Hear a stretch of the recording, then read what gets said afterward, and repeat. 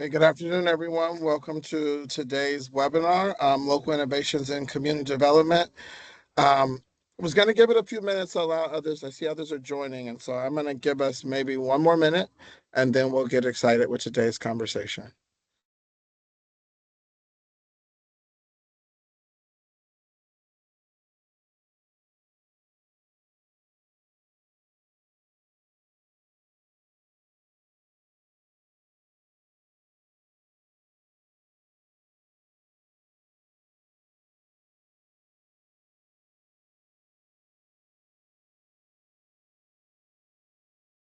We got a few others joining, but I don't want to lose any time today, and I'm really excited about our panelists. Good afternoon, and I want to welcome everyone to the webinar, Local Innovations in Community Development. I'm Michael Collins, Vice President of Housing and Financial Capability here at the Urban League.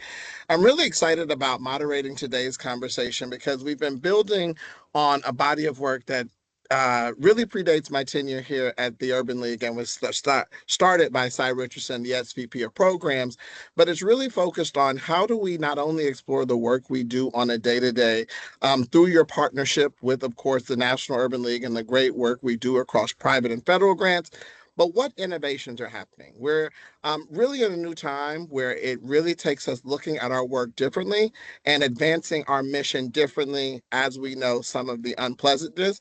And so hopefully today's conversation is just a breath of fresh air and an insight into ways that we are making it work and doing good work despite.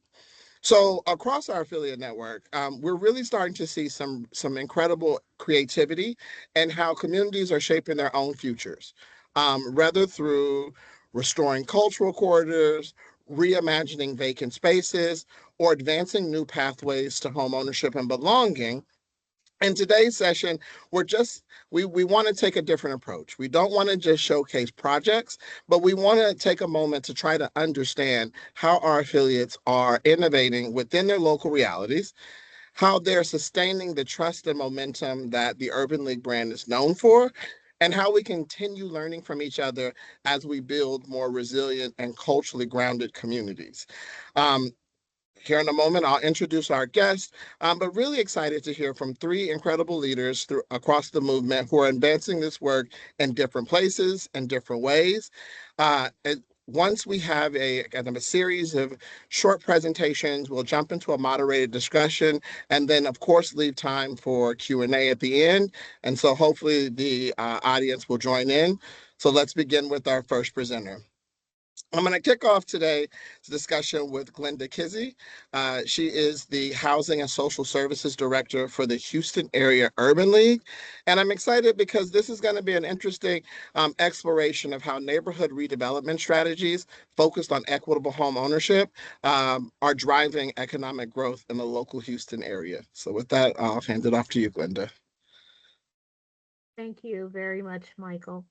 So here in the Houston Area Urban League, in October 2020, at the end of the COVID's major impact of the shutdown, we entered into an agreement with a large nonprofit who has been gathering real estate since the 1970s, Midtown Redevelopment Authority. And as a segment of their mission was to provide affordable housing to the Third Ward community here in Houston, which was a Black Mecca in its heydays, but had since become an area where people were moving out rather than moving in. And there were many vacant properties. They were able to acquire these properties, and their mission as a housing affordable project was to make it available to those who were vested in the community by extending the price of the land to small developers to develop, and then the client, the new prospective homeowner, would purchase at about a $60,000 reduction in price, but also allow them to layer any other subsidies that they were entitled to make it an affordable product.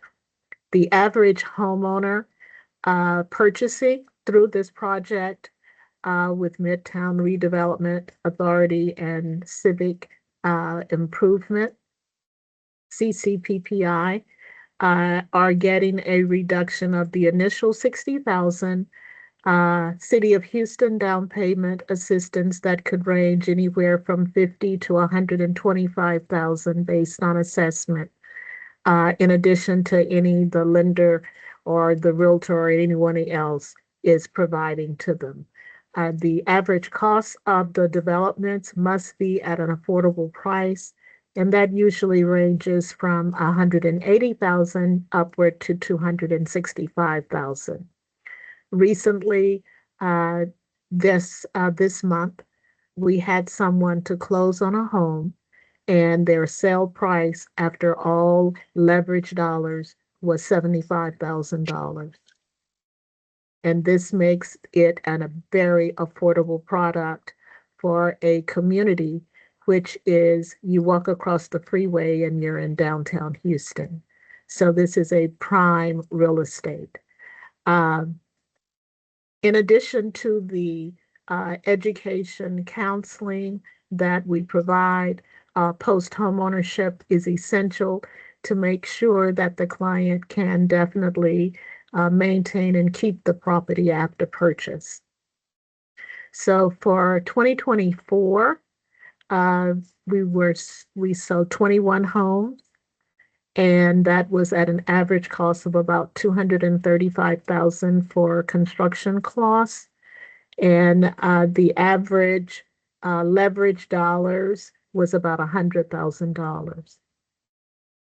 So for 2025, so far for the first 3 quarters, we've been able to sell 25 homes, and many of the clients are now receiving the additional money of $125,000 subsidy from the city of Houston. And this is basically Hurricane Harvey money that's now available for anyone who lived in the city at that time. So this was a remarkable program that we were able to enter into. To the goal is to achieve 100 homes, affordable homes for clients by the year 2027. And so we're well on our way. Starting 2025, uh, the decision was made to move to multifamily, and there are approximately 2,000 units that they want to build in multifamily. In 2025, we started with a senior housing development with a small developer. So it's been very rewarding. Um, Post home ownership is critical to maintaining it because of the property tax, but it is a fee for service from the Midtown redevelopment that we entered into. And I don't think by 2027, all of the multifamily developments will be complete. I'm looking at that probably all of the single family and scattered sites will be complete.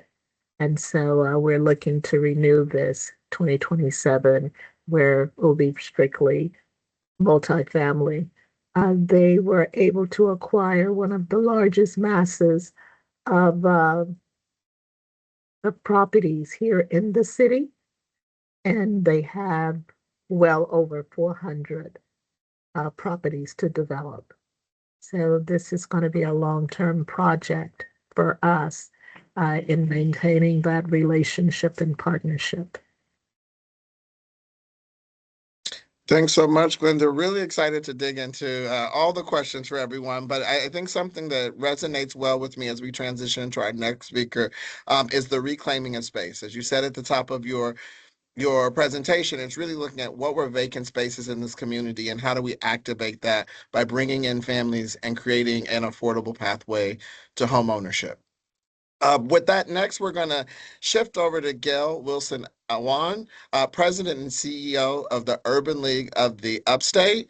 And today she will share a little bit of insights about the work they're doing to really reimagine and transforming community assets into spaces that nurture local talent, belonging, and are economic drivers.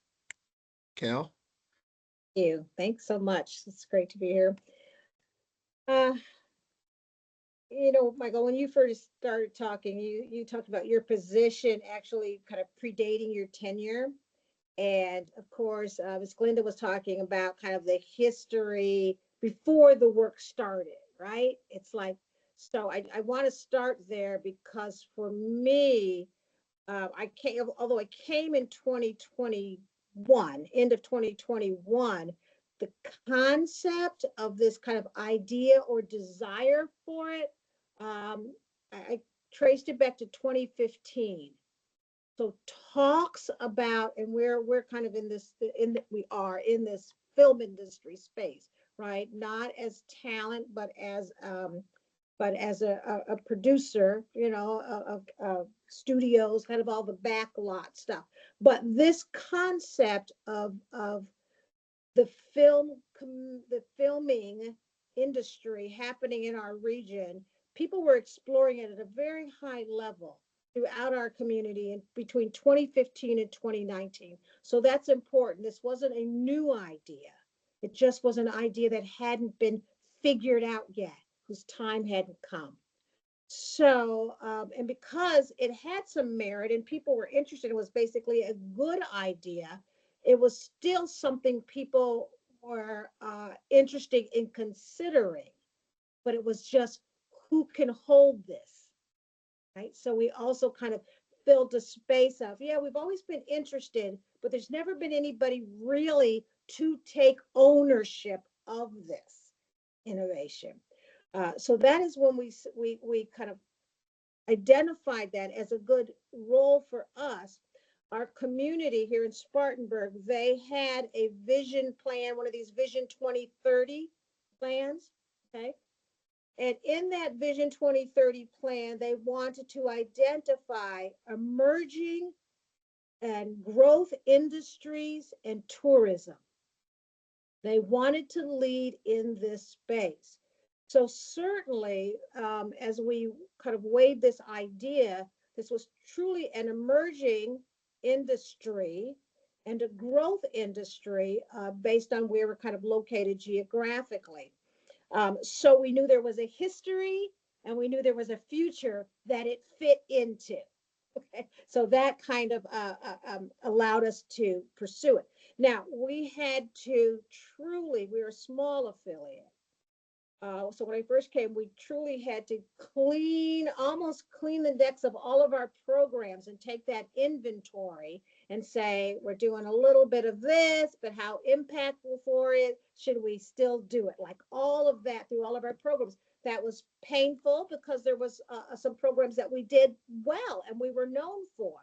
Um, but we really tried to identify health and wellness, workforce development, and education as it pertains to those industries, getting jobs in health and wellness, getting jobs in a particular industry. So we got very clear on that.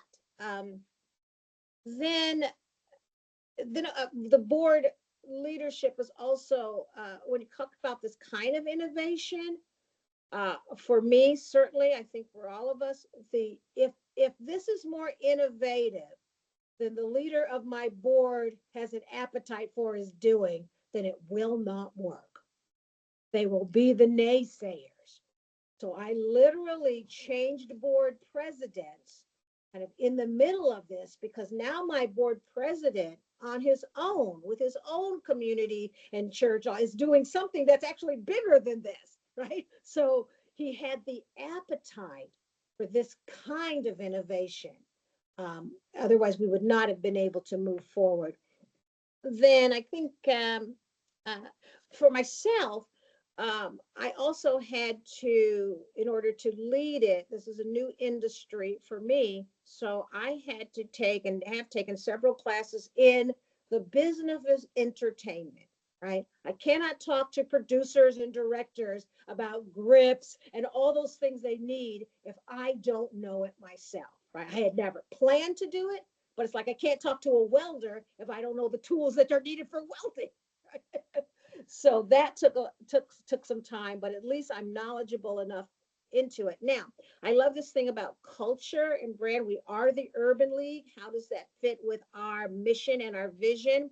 Um, in our community, it just so happens a little back in 1865, there was when the folks found out they were free, a woman, a former, she was a minister like, but she made a flag, an American flag, out of like a quilt, out of scraps. She was so excited. And this is kind of the story. And then she made this flag and gave it to the Union soldiers downtown on September 22nd, 1865, right? This freedom flag. And then they all went and had a picnic, right? So that was kind of a local story. It was a story that made national news at that time. It was in the Baltimore newspaper about Spartanburg, South Carolina, and the slave woman doing this. To me, that was an act of courage. She did something creative with what she had available, and it was truly a by us, for us moment, right? It could only have been done by us, for us. And it was a statement that was so profound at that time, it made national news because it was an act of courage.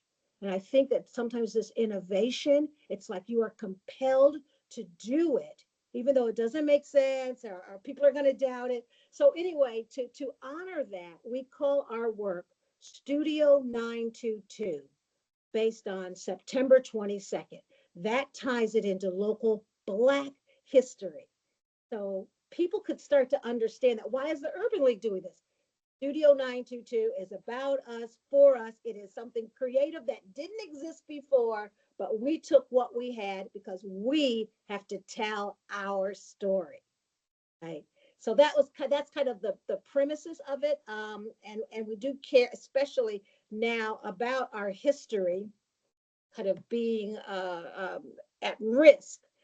So there's the industry workforce side, but for us, the content and the creatives that we are looking to work with and support are the folks that and us to tell our own story, because we see what happens when other people, especially in the media, in this industry, try to tell our story for us. So that's kind of a long way about it. I will say that because we know this 2030 plan, that I have to think about where is this project in 2030, right? So you work from where we're going to end up. I know where I want this initiative to be in 2030. And then I back up into that to where we are now. So I always talk about, it was the idea, the brand, the Urban League brand, the community brand, the partners that we have involved, and then that led to the land. The idea, the brand, and the land. Where does it sit? What is the available place? Where's the right place?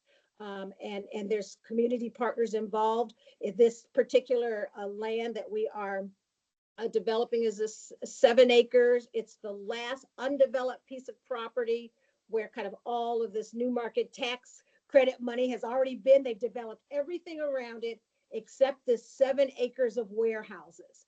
So lots of people want to see that done, right? It's like the worst house on the best block. You know, it's that concept. They're like, can somebody just do something with this land? And that is like, okay, it's in our neighborhood. It fits our brand. It's the right piece of land. And so we have a clear idea of where we're going in 2030. Perfect. Thank you so much for sharing that. I really, it's almost like you guys choreographed this. This tees us up because your focus on how we blend our creativity and investment in our land to drive a cultural perspective is a theme that I'm picking up here. So our final speaker of the day is Dr. Marcus Johnson, President and CEO of the Springfield Urban League. And the work that he'll be speaking about today is really around how are you balancing economic revitalization while also maintaining a focus on cultural preservation. So with that, I'll hand it off to Marcus. So good afternoon, everyone. My name is Dr. Marcus Johnson. I'm the president and CEO of the Springfield Urban League. in Springfield, Illinois, an inaugural National Urban League Urban Development Cohort member. Again, thank you to the National Urban League, Michael and Sarah, for the opportunity to learn with and from you all, our consultants and our colleagues in this work. That experience in and of itself was truly transformational. So as Michael had shared today, I just wanted to talk a little bit about what we're doing in Springfield, but also about how as Urban League affiliates, we can reclaim our role as anchors of place, stewards of cultural memory, and drivers of economic power in our communities. In Springfield, we call this our Urban Future Strategy, where we are determined to reclaim place, power, and culture. So why this matters? In Springfield, we watch a historically Black neighborhood, once filled with businesses, homeowners, artists, and movement builders, get systemically cleared, disinvested in, and forgotten in public narrative. We're seeing this now almost in every urban epicenter across the country right now. But we didn't just lose buildings, we lost continuity, we lost place, and we lost belonging. But we did not lose the memory, and memory is a blueprint. So the questions for us became, what does it look like for an urban league to not just serve the community, but to re-anchor the community? And then the one that stuck to my heart the most is, does our community reflect the investments we've made for almost a century as an urban league? So we've been here, we've delivered, we've written countless grants, we've served thousands and thousands of people, but has our community changed as a result of the Urban League being here? So from a historical responsibility and context, and for those who just don't know, I'll be brief. The Springfield Urban League, or Springfield, Illinois, is where the 1908 race riot took place. The violence that led directly to the founding of the NAACP, the next year, and then the living and working conditions of Black people after that, birthed the Springfield Urban League in 1926. You'll see on the screen pictures of the smoldering ashes and the remains of the race riot that led to so much displacement of people in Springfield, Illinois. Our affiliate, again, was founded as a part of an effort to rebuild, to stabilize, and to create opportunity in the wake of that trauma.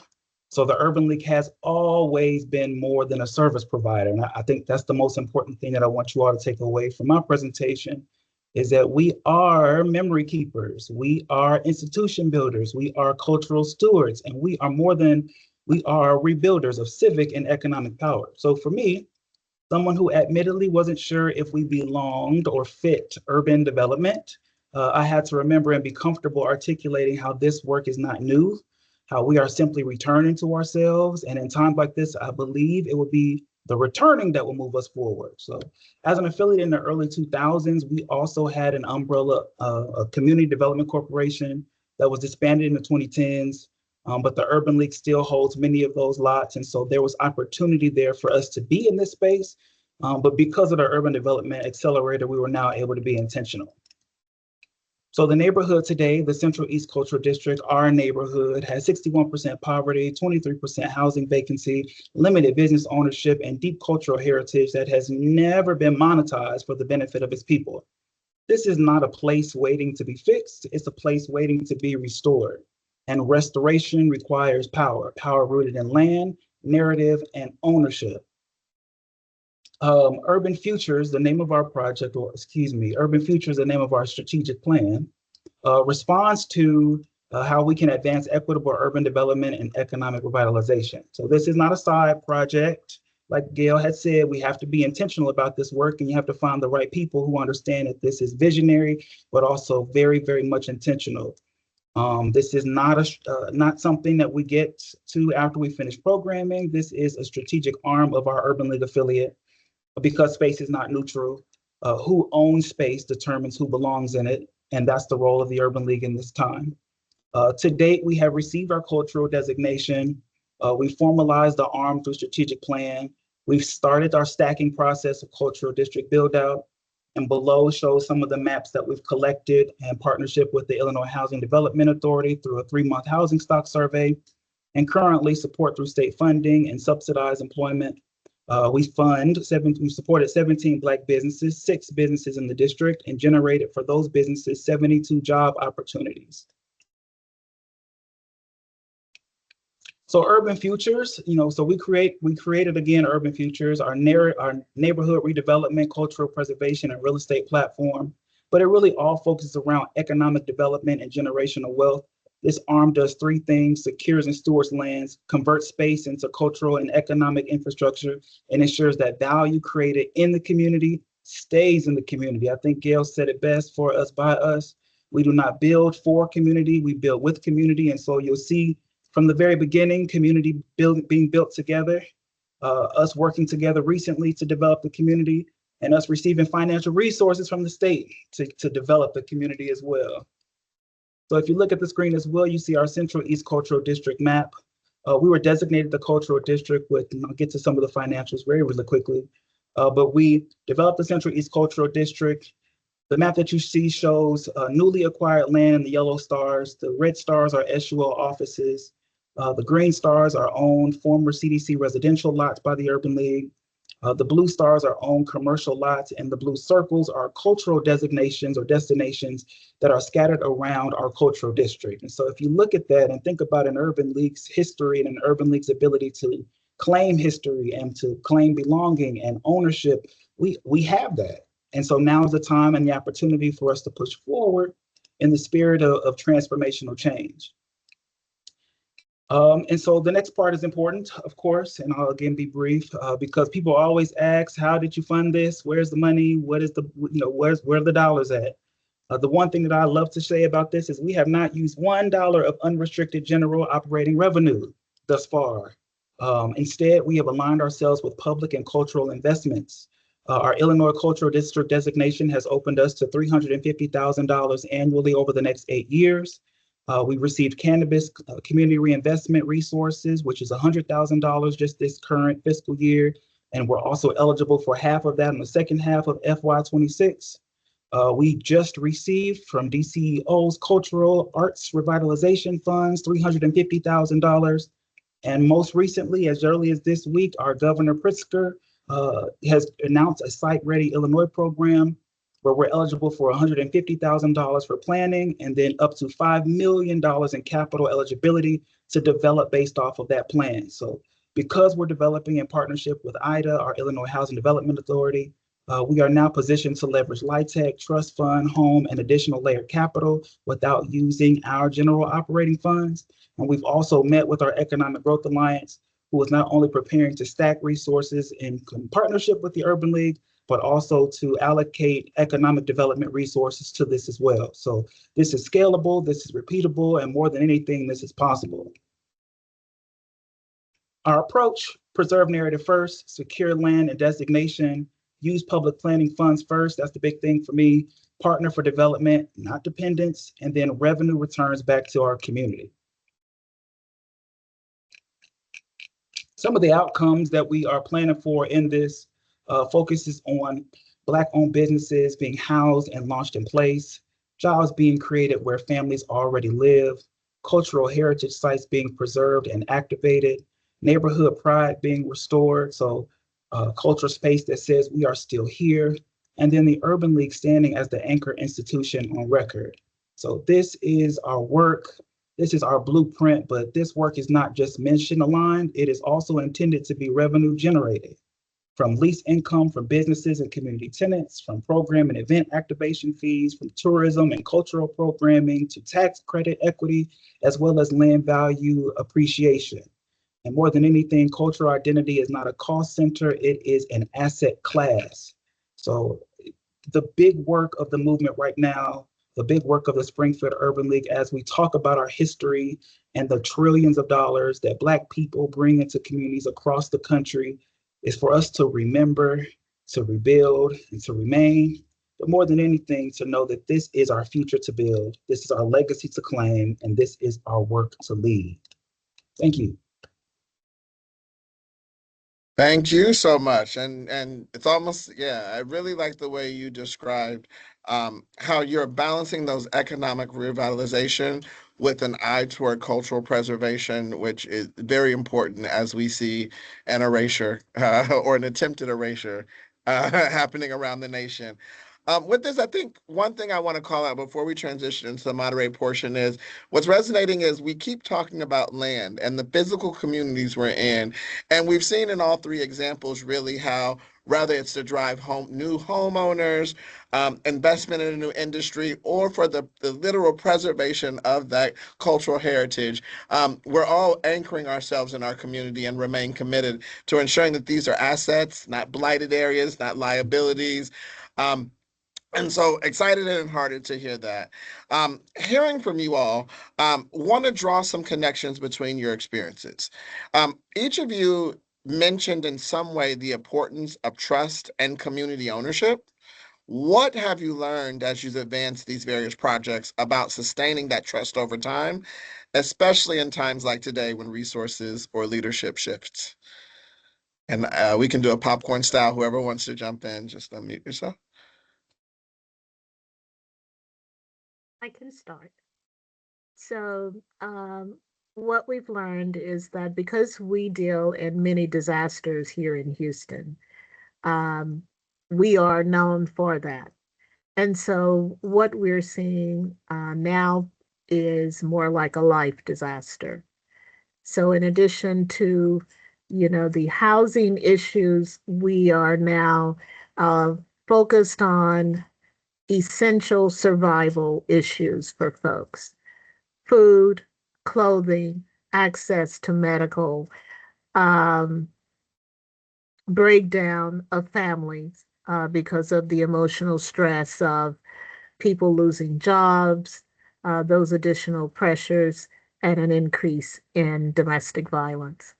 So, because of the trust that's been there, or someone knows someone who came to us for help, we get many um, word of mouth referral from folks saying someone said I could call you all and you would help us.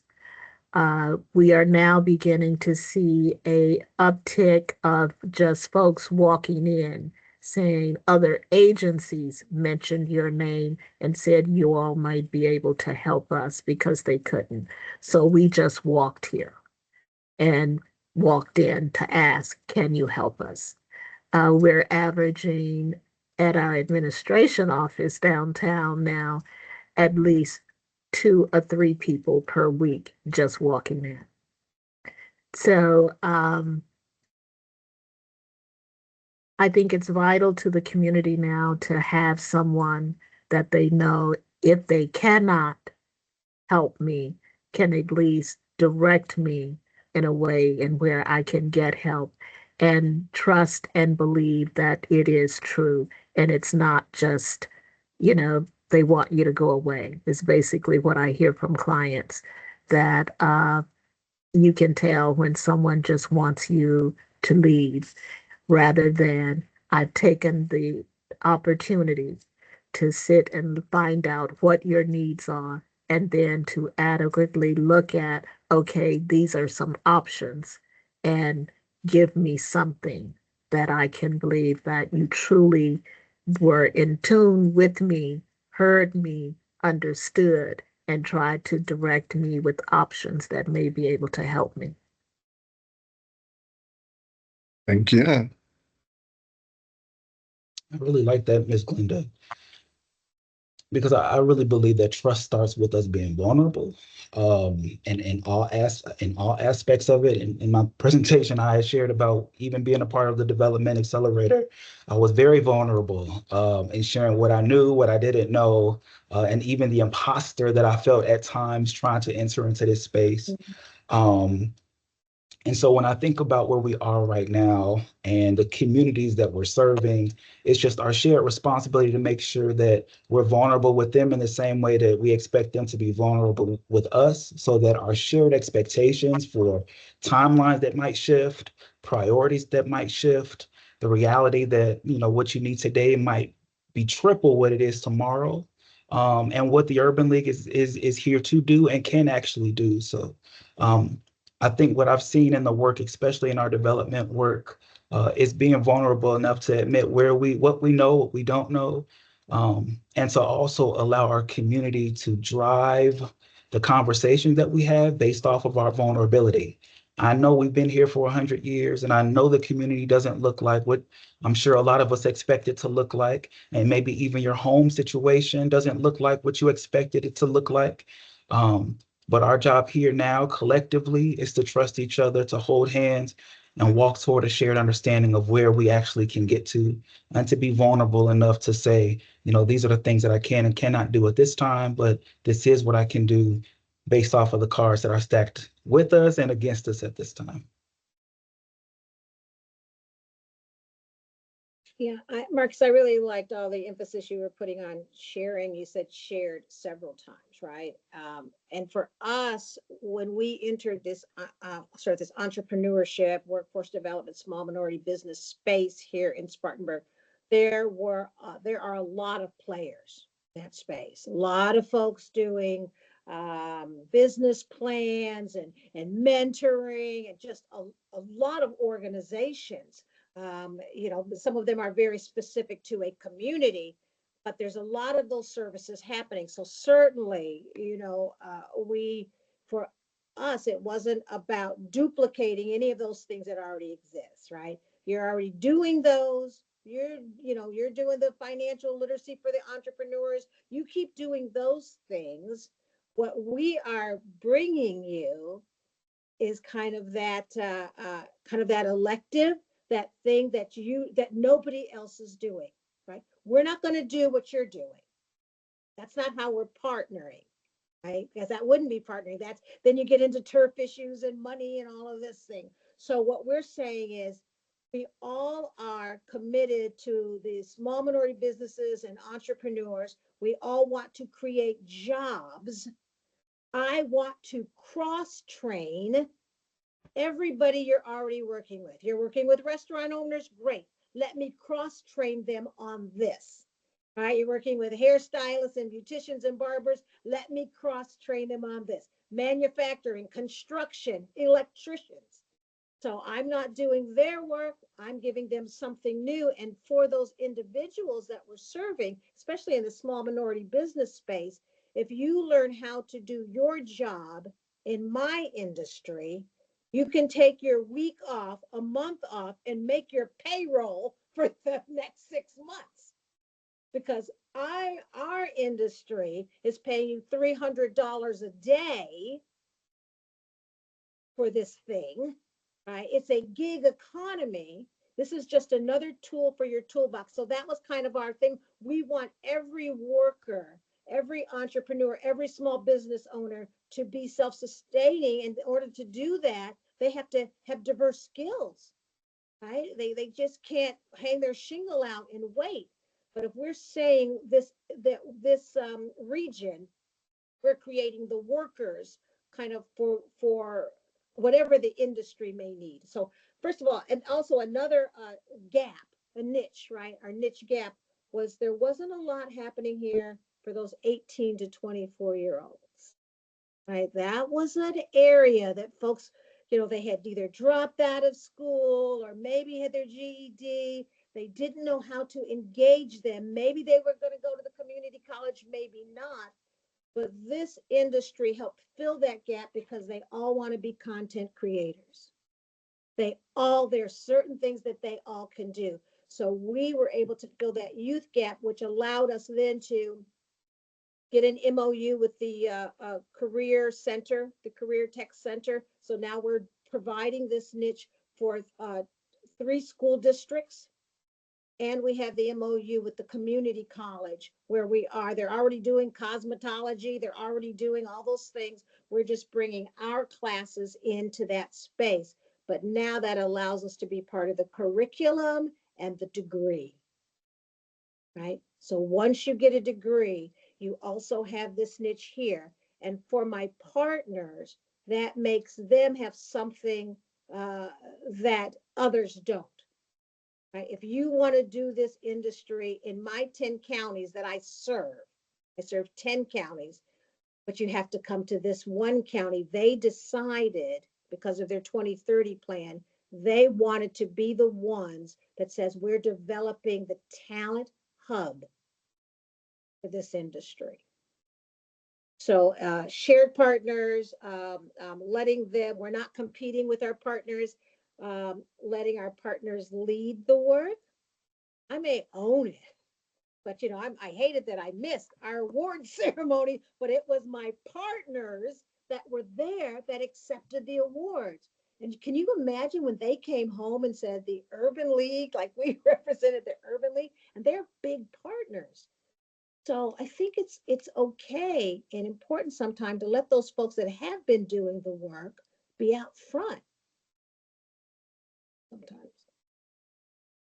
Absolutely. So what I'm hearing, and this is controversial in a way, I know oftentimes our affiliates and our communities, we don't have necessarily the liquidity or the financial resources, but we are rich in resources that are social capital, trust, partnerships, and the ability to really navigate systems as we have as a movement for over 112 years now. So with that, many of these projects began with limited resources in the most normal and simplest terms. What guidance would you offer other affiliates that want to start small and think creatively within their existing programs and structures? Great question, Michael. I'll jump right in on this one. Um, remember, I use the anchor analogy, but remember that a Urban League affiliate does all things and has the capacity to do all things. That is our strength, not even just individually, but collectively. We at the Urban League in Springfield really focus on the social determinants of health. And so that is looking at, in every program that we have, that is looking at the problem and then the things that surround the problem. So if you look at housing as the thing in the middle, it is violence, it is health, it is energy, it is jobs, it is transportation. There are so many things around the problem that can help us address a housing situation. And so for anyone who started at zero, we started at zero in Springfield. Look at the other ways that you can address whatever the initial problem is. If you're interested in housing or development, the most important or powerful thing is your history. There are culture and arts grants that are available that can help you redevelop your office building to tell the unique history of your Urban League affiliate. There are opportunities to think about us as economic drivers. Ms. Gail said it perfectly about how she's developing a workforce, and it's some of the work that we're doing here in Springfield as well. But if you are developing jobs and workers or systems within your Urban League affiliate or within your organization to help other institutions, then you are a key player in the economic sustainability of the community that you're serving. And so how do you use workforce dollars to develop centers that can help train individuals to work in whatever industry it is? Currently, we're partnering with an energy company that is coming to Springfield. And one of the gaps that they have is training on a very specific process when it comes to developing windmills. And so while our current infrastructure doesn't allow that, our conversation is as a trusted messenger in the community, as someone who sees hundreds of individuals seeking job opportunities. Just like Ms. Glenda said, people walking to the door. I don't know what the Urban League can do, but I'm here because I know the Urban League can do something. We are that trusted voice. We have people coming to us for opportunity, invest in building the infrastructure alongside us, with us, or for us, so that we can enhance that pipeline internally through our own opportunity or through our partnerships. So think about the problem that you're seeking to solve. Our cultural district, which led to this development that we're doing, really centered around how we respond to violence and the feeling of belonging. It started with us thinking about the number of Black boys and girls who are killing each other, and how there has to be a piece of themselves that is missing or that we need to address around pride and worth.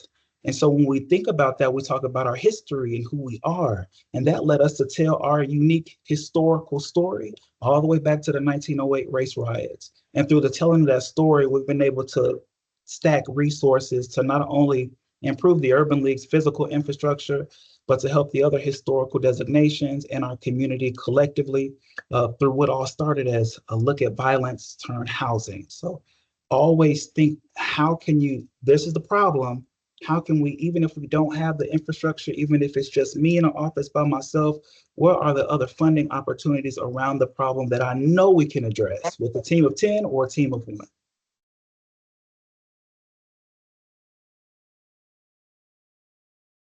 I like that kind of starting small, right? You have to start with what you have.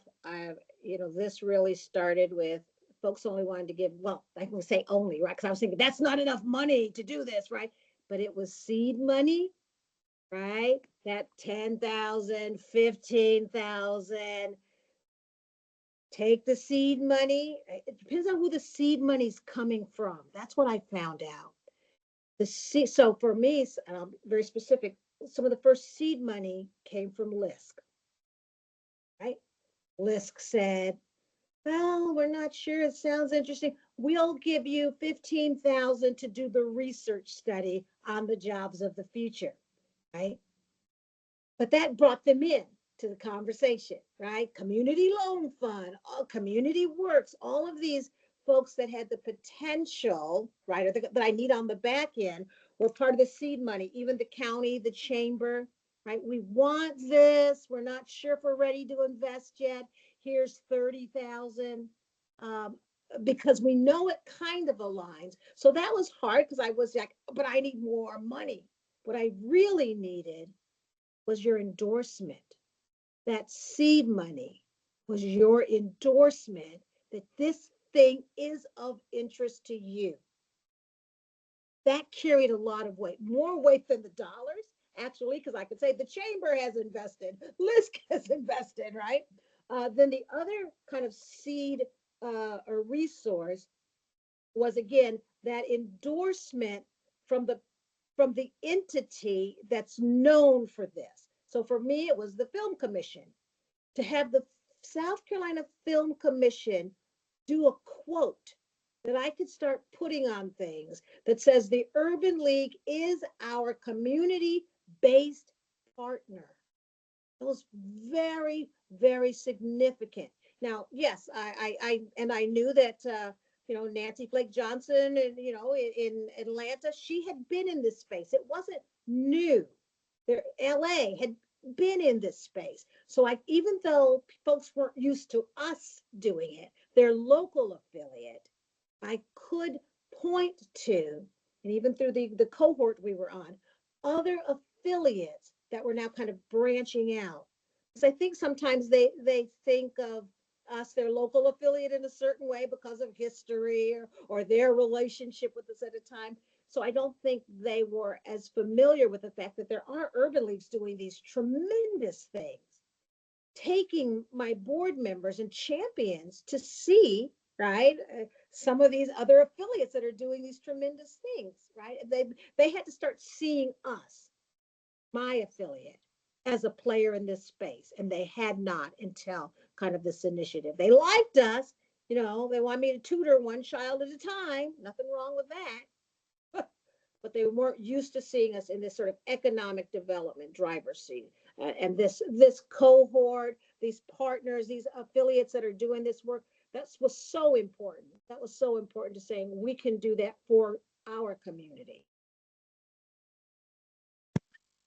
I just want to say that for us here, it just seems like the very beginning is we have a needs assessment that's initiated by clients to establish what those gaps in services are, especially not only the needs, but where the gap is. And then second, with looking at where we can find partners to leverage, because you're correct, we don't have the funds to cover those initially. So, but how can we develop those relationships or folks who do, who will partner with us because we can send you viable folks that meet your mission and your objective, and you can actually provide the service delivery or provide, the training or whatever it is that you're open to doing. And then going from there, because now we've got data, to actually fund development where we could say, these are the needs, this is what it costs, this is how we've been able to leverage this, and this is what we need from you. No, thank you for that, Ms. Linda, and also thank you all. I really think these reflections underscore creativity and persistence driving our work.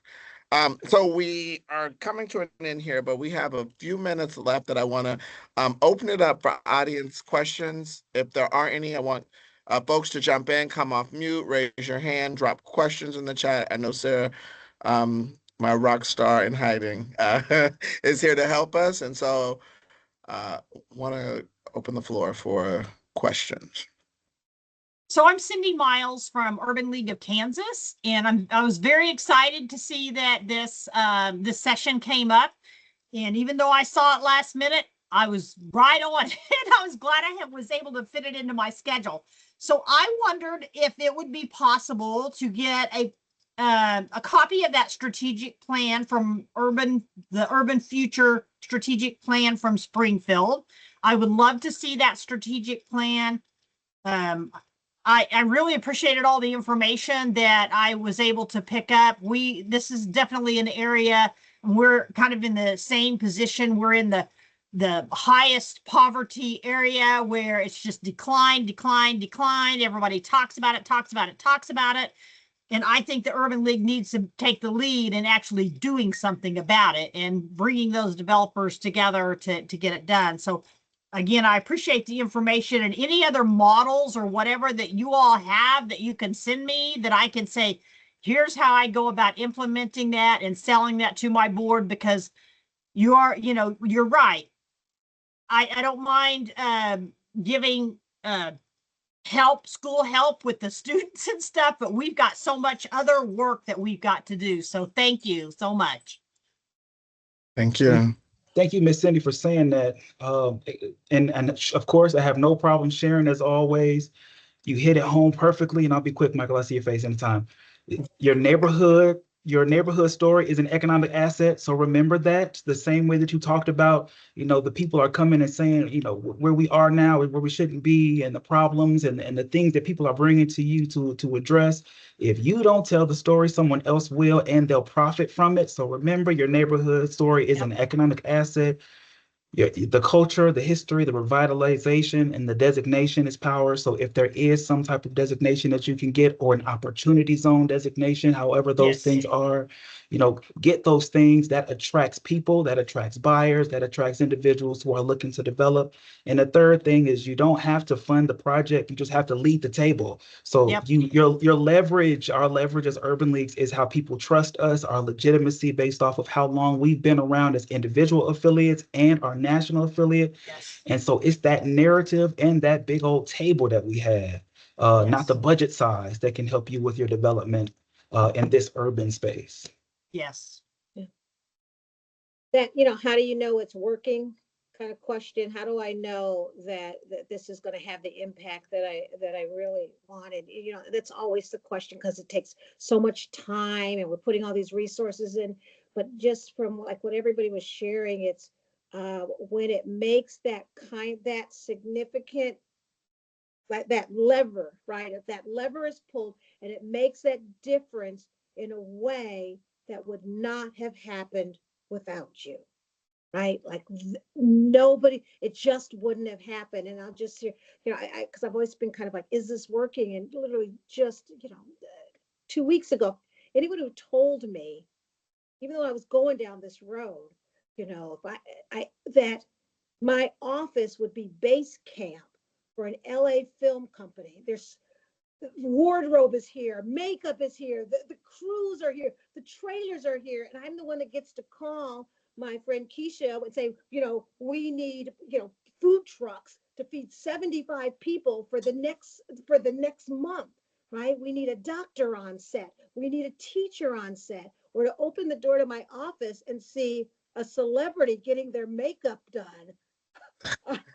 I'm just like, I'm just like, sorry, I never would have dreamed it. But those opportunities have been happening all the time, but not for us. We have not been getting the food truck jobs. People have not been getting their mortgage paid. Filming for half a day at your house, they pay you your mortgage for the month. Like, we don't know those things. So unless we're doing it, the Urban League is doing it, our communities are not getting the benefit. Thank you. I'm going to squeeze in you. I see your hand, Paul. We got time for one more question before we close out.